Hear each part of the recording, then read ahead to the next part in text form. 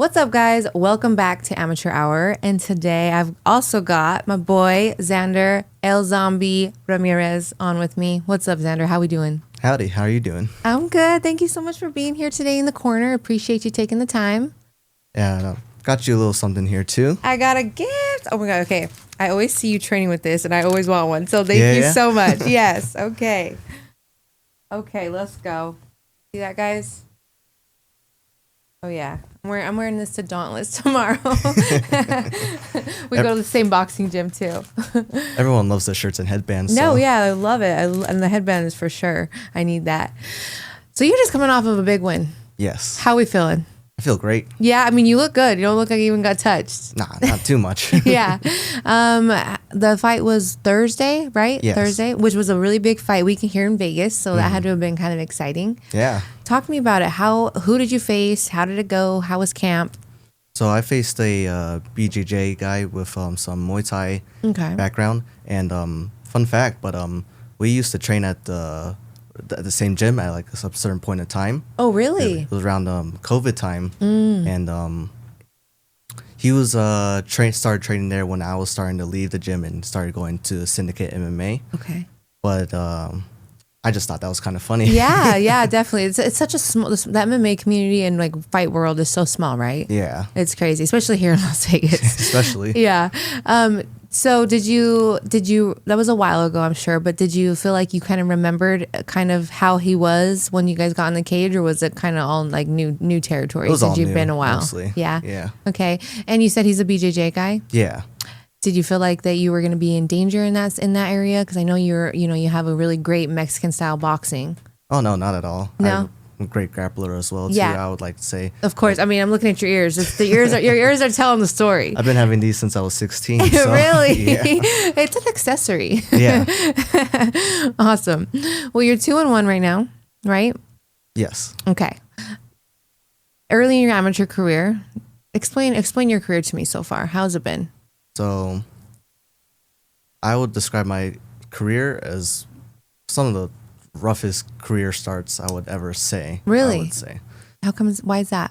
So, well, I would say my fight journey began when I was wrestling in high school. Okay. And, I might surprise people when I say this, but my first season ever of wrestling, I lost all my matches. Really? Yes. Wow. I'm not the wrestler you think I am today beforehand, but I only won one match, and that was like my very first match I ever did. Mm-hmm.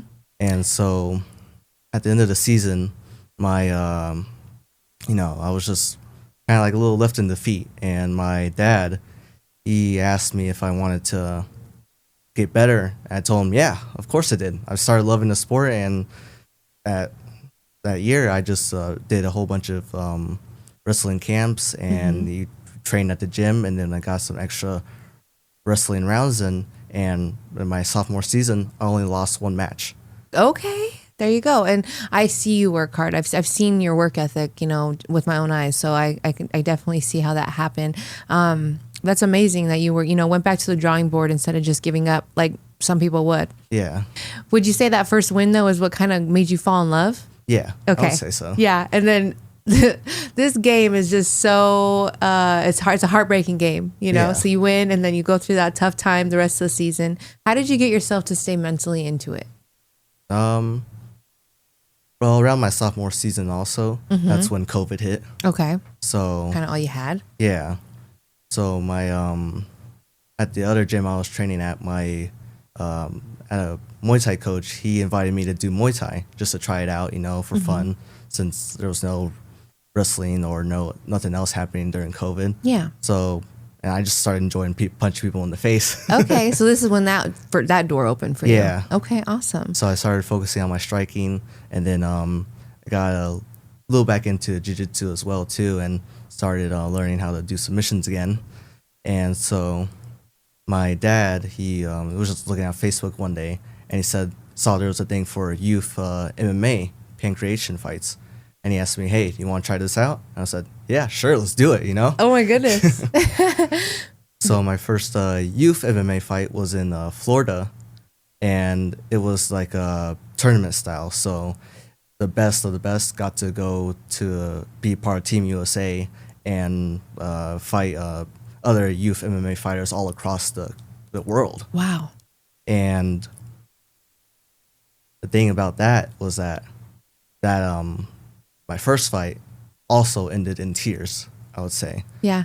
Because what's it called? I was getting ready for my fight, and as we were going, it's youth MMA, so it's similar to like the real MMA. It's just that you wear headgear. Shin guard. Oh, you have headgear too. Headgear, shin guards, and you can't punch to the head though. Okay. So just like kind of kicks and body shots. Almost? Yeah, just body shots mostly. Okay. More like a grappling focus. Yeah. Okay. But interesting. We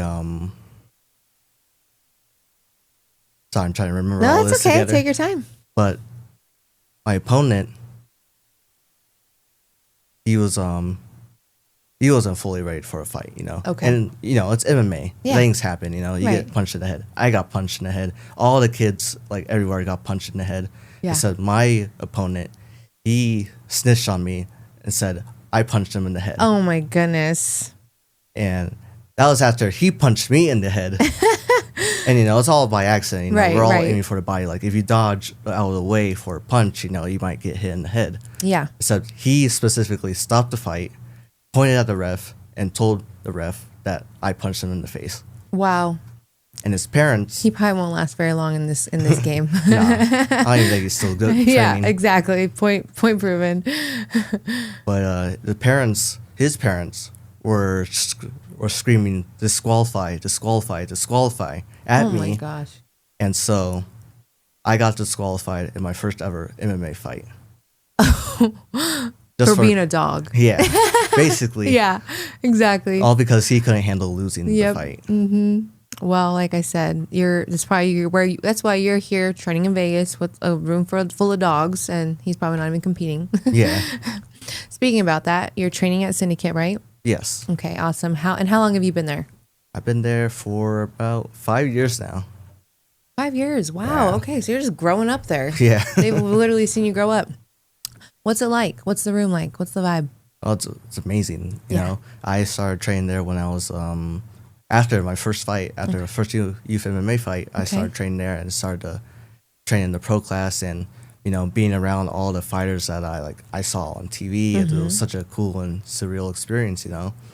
And it's amazing working with so many different bodies and different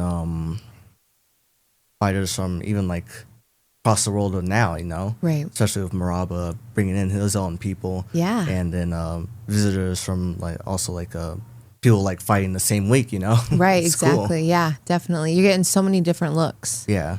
And are you also training in the amateur practice or just pro practice? Also training in amateur practice as well. Okay, awesome. I know that they just had amateur tryouts, and so the team has grown largely. Yeah. How's that been? How has that been receiving like all those new different looks that you guys just got into the team? Are you kind of like you're one of the tops, so you're probably helping a bit? I'm assuming. I help around a bit, and then I help them give them a proper way to how to do things, how to train, show how to how to kind how to of be, live how this to- lifestyle a little yeah. bit. Cool. How was camp for this last fight that you just won? It was rough. Yeah. I had to face a lot of adversity for this camp. Okay, like what? So first off, I got this fight opportunity right before Christmas, and so me and my family had plans to go to Universal Studios, so I couldn't enjoy any of the food there. Unfortunately, no, that's the worst. Yeah. But that's the sacrifices, right? Yeah. For the dream. Mhm. That's awesome. And how old are you, Xander? 21 now. 21. Like being 21 and being able to, make those sacrifices for something like that you love, and they have passion for. But not everybody can do that. It says a lot. It really does. Who were your main training partners with this last camp? Main training partners were with Jason. Okay. He's helped Tough me out rounds. a lot. Yeah. Yeah. Then The Hawaiian punch. And Vince Morales was also helping me a lot with this camp as well. One of my favorite people to train with. I seen he was in your corner as well. Yeah. How was that having him as a cornerman? It was so cool, Yeah. actually. Was it good? I really love Vince, and he helped me a lot with this camp as well. So Awesome. Yeah, great people. I think everybody is. We just at Syndicate, we're lucky. We're blessed there. You know, everybody is just a great teammate, a great friend. It's like we're just a big family there. I feel like. Exactly. That's how I like to think about it as well. Exactly. It's the best. Shout out to Syndicate. And I know that your dad is also very involved in your career. Yes. Talk to me about that a little bit. My dad has been helping me ever since I started wrestling, you know. Really? And did he come up from like a fight background at all? He came up from just like playing all kinds of different sports. He would play basketball. A really big thing of him was football when he was doing it in high school. And then he was always into boxing because my grandfather was always into boxing. So it was just like a family tradition. Yeah. Speaking about boxing, you've been doing some boxing over at Dauntless, right? Dauntless, yes. Awesome. How are you liking it over there? Oh, I'm loving it over there. They've also were a big help in this camp too. Yeah. And who do you work closely with? Is it Mike? Yeah, Mike. Yeah. Mike Contreras. Yeah, he's great. Do you feel like the boxing training over at Dauntless has transitioned well to your training at Syndicate? Oh yeah, for sure. Yeah. My last fight, you can see how well my hands improved so much. You know, it's so nice. I love it because a lot of people, you don't really see too many MMA fighters focusing on going and like actually focusing on just the boxing craft. Yeah. You know. So, but when they do, you can see it. You definitely see it. It's just sharper performances. Definitely. Absolutely. Do you feel like fighting is part of your, part of your purpose or your calling in life, or is this, a chapter for you right now? I think it's a part of my calling in my life. Yeah. My father always said that my grandpa wanted like a fighter or like a boxer in the family. So yeah, I feel like by doing this, I take that role for him, and I always like to honor my grandfather. Absolutely, that's so important. What's something that fighting has taught you about yourself that you didn't really expect? Especially being such a young man. I think it's just how resilient I am. And like I said, I had to face a lot of adversity in my last camp because after around New Year's, I hurt my back while training. So I tell you like that during that week, like I was struggling like to even walk around or like move at all. I couldn't even like take off my pants to change out. So really, yeah. Oh, that's the worst. So I had to like really like take breaks just so that I could like fully rest up my body and that's so important. So you're young, so I feel like when you're young, you don't realize how important that is. But do it now. Listen to your body now. That way you can have much more longevity in the career. Because when you get older, you're gonna be you start to feel it more. If practice is at 9, you got to wake up at like 6 just so you could get warm for 9. Yeah. But it's so cool to see where you're at and being so young. You have so much time for room and growth and things like that. Yeah. Speaking of that, what is the plan? What's the goals here? My goal is I'm chasing after an amateur title belt. Okay. Then after that I want to go pro, and then get a couple fights there, and even chase a regional like belt from there as well. Okay. Yeah. And after that, hopefully the UFC sees me and go either to the Contender Series or to the the Ultimate Fighter. Yeah, that'll be cool. That'll be a cool experience to see. Absolutely. And hopefully, just along the journey, I get to entertain people. I want to bring joy to hundreds, thousands, millions of people if I can, and hopefully inspire and motivate people across the world with my story and with my journey. I love it, and I 100% believe that you will.